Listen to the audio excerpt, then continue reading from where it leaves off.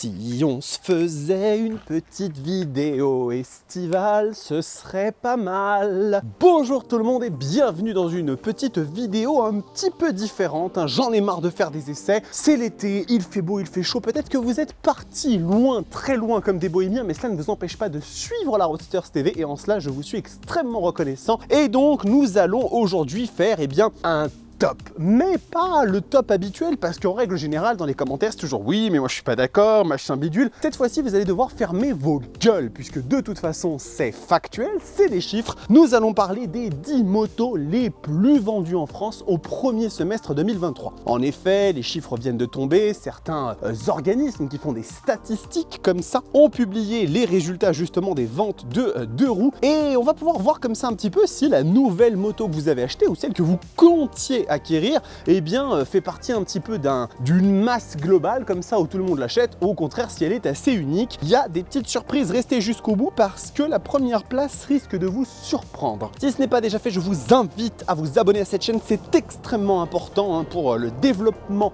de l'entreprise Roadsters TV, qui ne cessera de vous accompagner tout au long des prochaines années, ça vous pouvez en être sûr.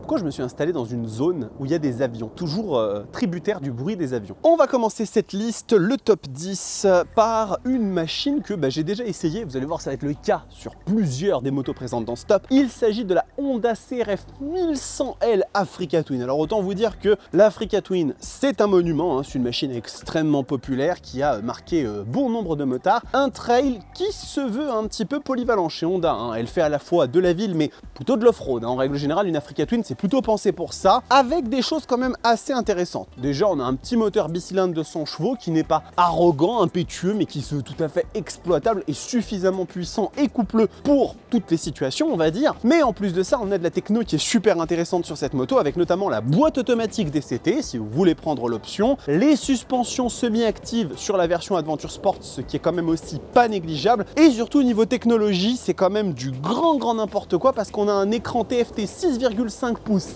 tactile compatible Apple CarPlay. Alors là, vraiment, pour le coup, vous êtes sur une moto sacrément bien équipée. Là, vous êtes sur Théo, là. Elle commence à 14 599 €. Après, selon les versions, les options, ça peut monter. Et on comptera donc 1156 immatriculations pour ce premier semestre sur la Honda Africa Twin. Ensuite, on va passer à une moto extrêmement connue, puisqu'il s'agit de la... Et non, pas de la Ninja 650, la BMW R1250 GS. Et oui, le trail incroyablement populaire de chez BMW, peut-être la moto la plus célèbre au monde, enfin en tout cas une des plus vendues, ça c'est sûr et certain, qui est parmi nous depuis des années dans sa version 50, 1200, etc. etc. Cette fois-ci, on est sur un moteur bicylindre boxer, donc à plat comme ça, avec 136 chevaux et plus de mètres kilos de couple qu'une Super Duke, donc ça envoie quand même pas mal. En option, vous avez toute la techno, tout le confort que BMW s'est appliqué, l'écran connectivity, bref, c'est un bijou de technologie. Ça vaut quand même un peu cher, parce qu'on est à 19 890 € prix de base, donc ça peut monter. Et ce sont 1546 machines qui ont trouvé preneur en ce début d'année, qui encore une fois montre quand même qu'une moto aussi chère a quand même du public pour elle. Alors, maintenant on va passer à la 8e place du classement, et je suis content puisque c'est pas une nouvelle venue, mais une nouvelle version d'une machine que j'apprécie pas mal. Il s'agit de la Triumph Street Triple 765. Et oui, elle est rentrée dans le classement, celle qui peut être légitimement considérée aujourd'hui comme peut-être la reine des roadsters mid-size, dans sa version RS qui sort 130 chevaux, étrier Brembo Stylema, de la technologie à tous les étages et une finition comme seul Triumph sait la faire, parce que vraiment ce sont les seuls au monde à avoir ce niveau-là. Elle commence à 10 295 € en version R, qui est quand même déjà extrêmement sérieuse. Ça reste une moto qui, en termes de rapport qualité-prix, vous en donne pour votre argent, et 12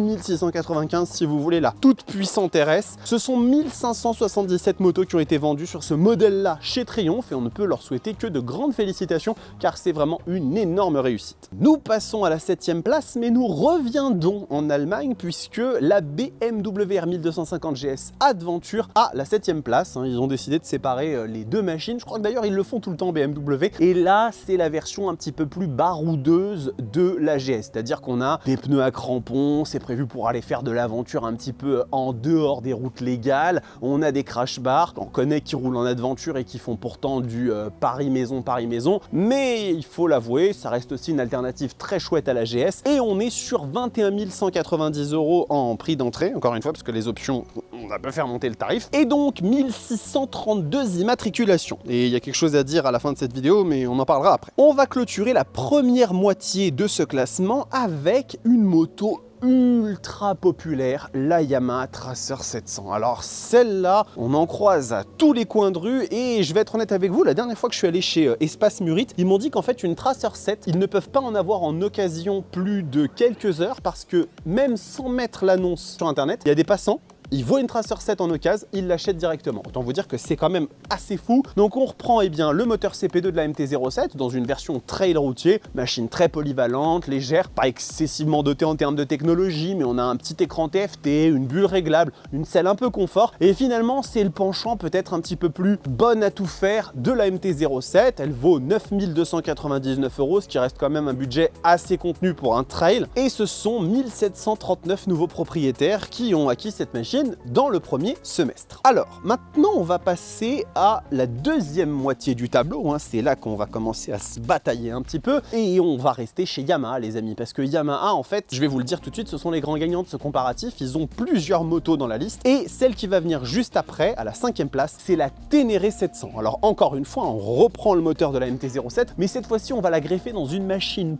purement off-road. Là, vraiment, la Ténéré 700, c'est pensé pour faire de la boue, des ornières, de la glace, du sable. C'est une machine de pure aventure qui est extrêmement simple. Il n'y a pas de technologie débordante sur une Ténéré 700, mais on a une énorme garde-sol, des éléments de suspension qui sont très très bons, une machine qui se veut très légère et on finit par obtenir une recette qui marche très très bien pour ceux qui ne recherchent pas forcément des trails à 25 000 € qui, dès qu'ils sont tombés par terre, eh bien, nous faut reconsidérer toute notre vie. Oui, effectivement, ça a son public, ça se voit. On a 5 versions différentes de la Ténéré, en plus de la normale. Je crois qu'il y a la Explore, la World Raid, la Rally, la Ultimate, bref, il y en a pour tous les goûts avec différents niveaux d'équipement, différents coloris, etc. Elle commence à 10 299 €, je n'ai pas consulté mes notes, mais je crois que c'est ça. Et ce sont 1859 nouveaux acquéreurs pour cette machine qui, eh bien, vont pouvoir aller s'amuser dans les chemins et on vous voit, allez le faire. Gardez pas ce genre de machine pour faire de la route avec, ça sert à rien.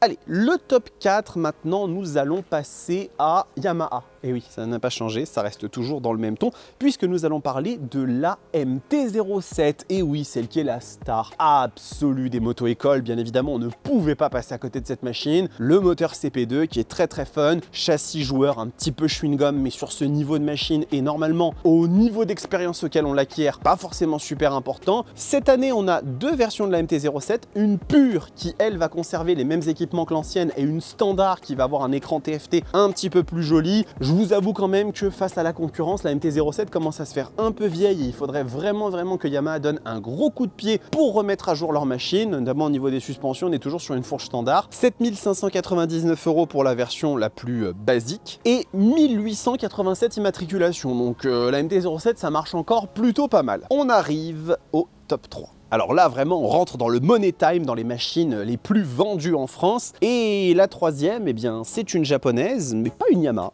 Ça, c'est déjà pas mal. On va parler de la Kawasaki Z900. Je comprends pas. Moi, je comprends pas. Je trouve que cette machine, elle est vieille, elle est lourde, elle est dépassée technologiquement. Mais qu'est-ce que vous voulez que je vous dise? Ça continue à marcher du feu de Dieu. Peut-être parce qu'on a un moteur 4 cylindres de 125 chevaux, ce qui renvoie quand même pas mal. Un look manga qui est bien à elle, mais qui doit continuer à assurer. Et puis bon, on a quand même un petit peu de technologie. On va avoir un contrôle de traction, un mode full et un mode low sur la puissance. Moi, je suis un petit peu chafouin sur cette machine parce que quand même, voilà, on a des suspensions qui sont quand même encore un petit peu légères. On a des étriers axiaux sur la version de base. 10 199 €, ça reste quand même un rapport qualité-prix qui est intéressant.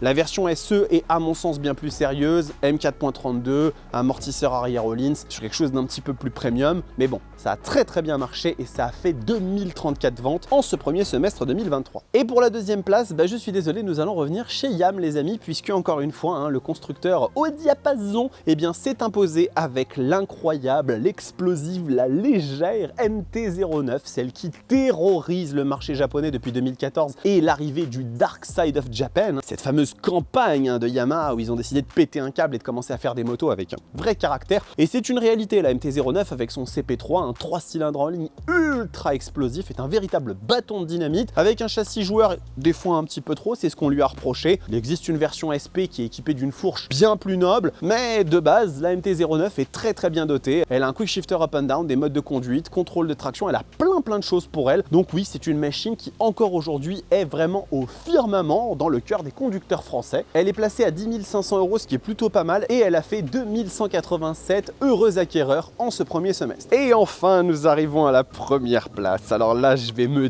délecter, je vais profiter là de ce moment, si vous saviez. Au sommet de ce classement, mesdames et messieurs, nous allons retrouver la Honda CB750 Hornet. Et alors là, je les vois arriver. Oui, elle est dégueulasse. Oui, c'est une CB500 plus grosse. L'esprit de l'ancienne Hornet a totalement été abandonné. Et ben en attendant, les amis, elle a détruit le classement. Cette machine, quand je l'ai essayée, je vous l'ai dit, elle va vraiment mettre les points sur les i et ça va devenir une grosse concurrente aux autres roadsters entrée de gamme. Eh bien, il semblerait que c'était Bibi qui avait raison. Moteur bicylindre qui fait beaucoup de puissance et pas mal de couple et qui donne des sensations vraiment proches de celles d'une KTM Duke 790, ce qui, dans une moto Honda, n'est pas commun. De la technologie à gogo avec des modes de conduite, un écran TFT avec plein de personnalisation, un petit quick shifter up and down en option qui coûte 200 €, mais franchement, c'est pas la mer à boire. Une moto qui a un rapport qualité-prix ultra agressif parce que 7800 €, il n'y a personne qui lui arrive à la cheville et elle a mis à l'amende la MT-07, la Z650 et la GSX 8S qui est arrivée un petit peu plus tard. Mais oui, c'est elle la nouvelle reine de ce classement des ventes sur le premier semestre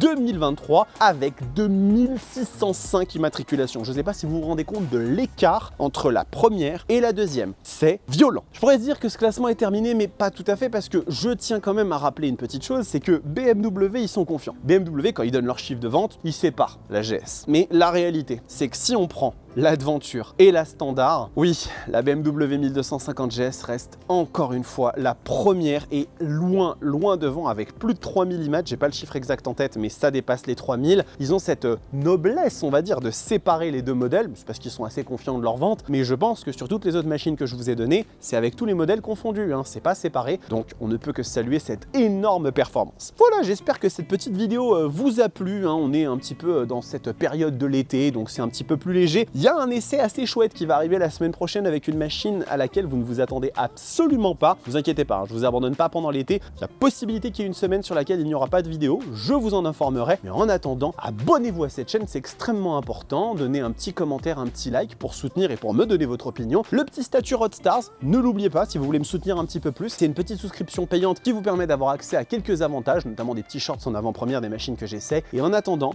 si vous êtes en vacances, profitez-en, kiffez vos motos, prenez soin de vous. Ciao!